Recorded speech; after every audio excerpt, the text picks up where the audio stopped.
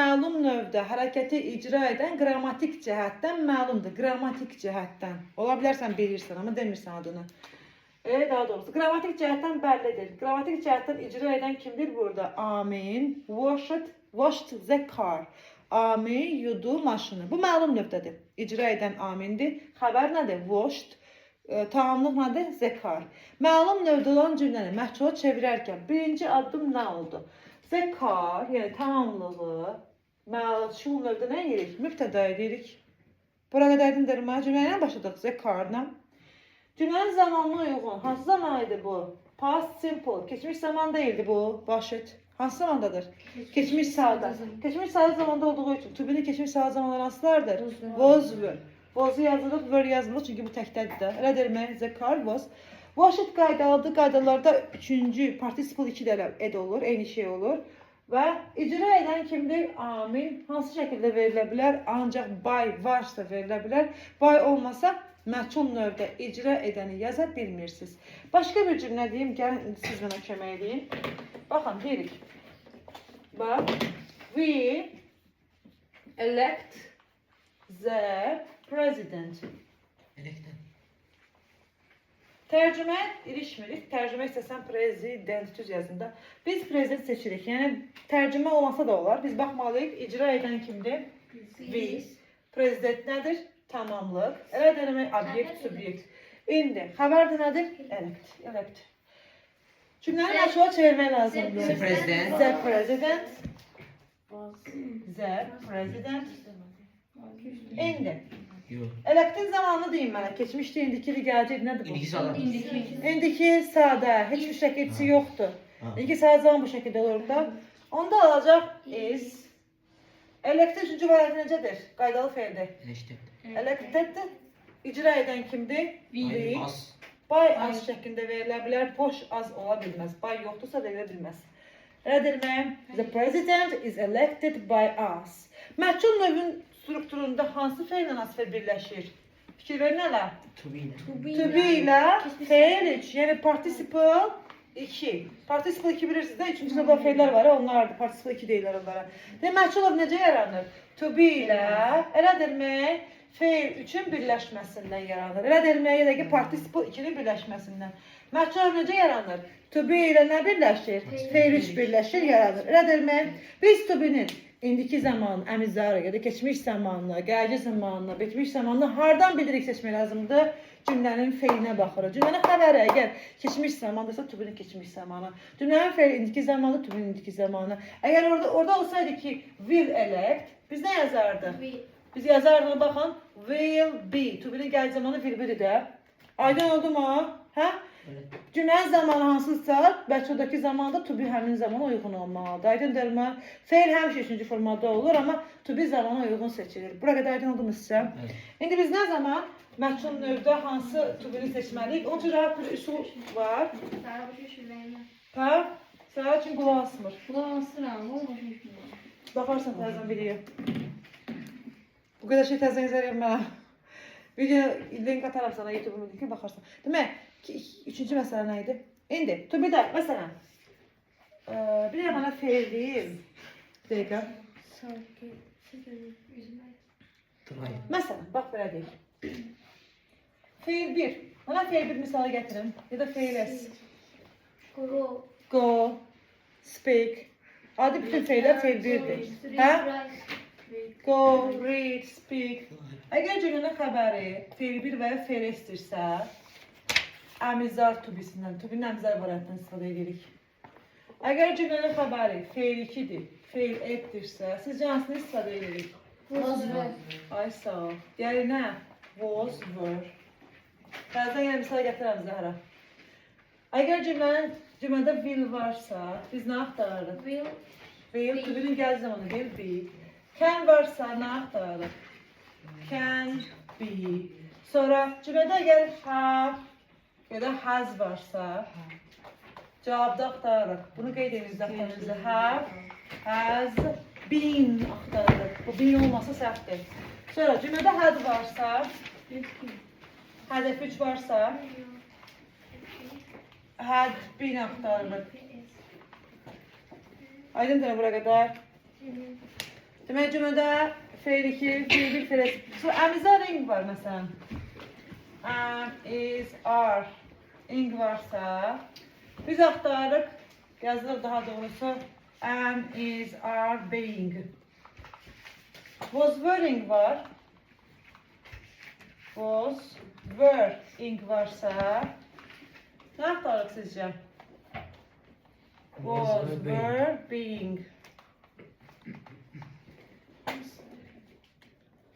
Sonra mesela must varsa ne aktarırıq? Modal fe'lər ne yeri? Baxın. Be. Must varsa must be. Be. Sonra should varsa ne aktarırıq sizce? Should varsa ne aktarırıq? Should be. Should be. Icmen. Kopyala yapıştır. İngilizce çok şey yarıyor. Kopyala yapıştır. Kopyala yapıştır. Must varsa must be. Should varsa ben seni yazmışım. Yadından çıkan bir şey var mı? Ben yazdım bunu diyeceğim ben size.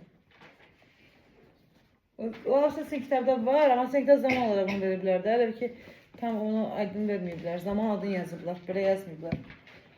Will varsa will be, can varsa can be, had 3 varsa had been, has been, have been. Bax belə bu yoxdur. Məsələn is been testlərdə bunu yazıb çaşdırırlar sizə. Was been, are been və were been. Bunlar səhv bəndlərdir. Belə bənd ümumiyyətlə olmur. Tubikdə qurmuşuzdur. Nə bilirsən, qabaqda əyləşsən, niyə orada əyləşsən ki? Gülməzər çəksən, məndən 5 batır. Sən nə daxıl, bu necə gülməkdir? Orada ne yazmışsın? Gülməkdir o. Evet. Belə ya. Has been. Böyle çıxart da biz var baxsana. Was been. Is been, was been, are been, were been. Olmur. Hər bin olur, hər bin var da. Yazmışam axı dəfə, bax. O yox, o was been. O yaxşı yazar bunu. Sen Hə. Bura qədərdin oldu mu? Silərlərim ləfənə. Zəhra desin, Zəhra yazma. Keçəcəyiz. Levha şekli oturmakta. göster bir yazar. Cümlədə vil varsa, məşhur şəkildə vil yazarsan. Maço şekilde istese bir yazar. Kan olsa kan bir. Amma tərsinə yazsan, tamamlığı birinci yazırsan, sonra feildə can be, can isə can be yazırsan, sonra F3. Və indi isə göstərəcəm. Məhsul növ necə yaranır uşaqlar? Məhsul növ necə olmalı? To be ilə feil üçün birləşməsindən yaranmalıdır. Nədir mən? Buram pozuram, təzdən bir cümlə yazıram. Məsələn, belə bir cümlə yazıram. She read all her letters. Cümləyə baxın zəhmət olmasa. İcra edən she. Xəbər read. All her letters tamamlıq. Cümləni tərcümə edirik. Zəhra, lövhəyə baxsa başa düşərsiniz. Ben hiç sormamalı. Yox. She read all her letters. O, onun bütün məktublarını oxudu. Bu read indiki zamanda olsaydı reads olardı. Read'in keçmiş zamanı read qalır. Eyni qalır. Elə deyil. Düz yok. Düzdür də? Səhv deyil ki. Ben bildiğim şey değil. Keçmiş zamanda yazmışam. Bunda keçmiş zamanda olduğunu hardan bilirik? Ayağını sürtmə, yerətini tökülür. Demək, read feili var, read oxumaq feili. Keçmiş zamanda necə olur? Read olur. Şidin Başa düşdünüz necə? Şidə read olduğu üçün bu keçmiş zamandır. İndiki zaman olsa da read olardı. Başa düşdünüz necə? Çatdırla demək istəyirəm. Put sözü var, putun keçmiş zamanı necə dəli? Put. Hə. İndiki zamanda şidən sonra s artırmalıyıq əgər indiki zamandırsa. O s olmazsa demək keçmiş zamandır. Bu da keçmiş zamanda sayılır. Test qeydlərindən biridir bu. Read keçmişdə indikidir Zəhra. Keçmişdə indikidir. İndiki. Saqqızı biri olsun. Saqqız qoymursan düşünməyinə. Demək, read indikidir keçmişdir. Geçmiş. İndiki olsa nə olardı? Çünki belə dəyişməyən feillər var ya, put, kat, kost. Onlarda keçmiş zamanda olduğunu hardan bilirik? S olmayanda şihilərdən sonra. Başa düşdün necə? İndi. Əsas məsələyə qaydırıq. Bu cümlə məhdud çevirmək lazımdır. Nə edirik? Yok. Bəli. Necə ediyor? All her letters. İndi. Cümlenin zamanları idi. Geçmiş sağda. Demek P2 olanda, F2 olanda ne yaptırdı? Was, were. Şimdi was, were olar. Were. Olar letters, were. Olacak red, elə üçüncü formda eyni qalırdı. By she olmur. By her olur. Dolar olur, yox. By her olur. İcra edən obyekt halda verməlikdə deyil. Anlamadınız. Başka bir cümle. Günel clean it. Clean it. Annemden mi? The room. Yok. Ama desin. Günel clean the room. Cümleyle başlanmalıdır. The room.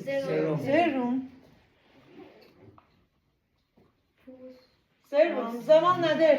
Geçmiş. Ne aktarır? Was. Tek olar, cem olar. Was.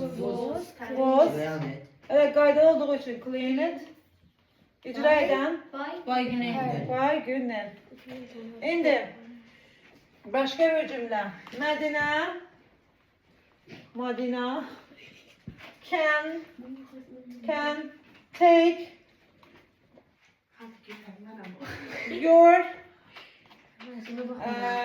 Madina can take your Madina'ya götürdüler. Evet de cümle diye Madina can Açki. yok can ama bu cümle gelsin ne diyor ne cümle can do all the sums. Bullying var burada. Şimdi bu cümleyi maçına çevirmeliyik. Cümle nece başlayar? All the sums. Kabidan. All the Gözde de. sums. Can versə nə yazılır? Can be. Done. Bunun üçüncü variantı necədir? Done. By Madina. Bütün misallar məndə tərəfindən icra edilə bilər. Mümkünlüyü var yəni buna. Elədim Madina. Çatdı Zəhra. Gəl Əfəyə. Çaktı, valla çaktı. Dur. Valla çaktı, valla. Gəl Əfəyə. Başka şahı gelsin. Düşmü? Deyək ki, Zəhra nə yaxşı verdim, Zəhra yadda qalsın. Sən qəşəng yedin, Zəhra yadda qalsın. Siz nə işiniz var yaxşı? Mən 100 yazdan aşağı gedim. Demək yaxşı. Bir cümlə deyirəm. Zəhra